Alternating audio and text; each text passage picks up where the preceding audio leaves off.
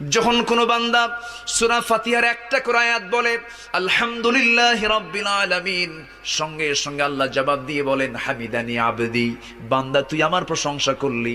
আর রহমানির রহিম যখন বলে আল্লাহ বলেন আসনা আলাইয়া আবদি।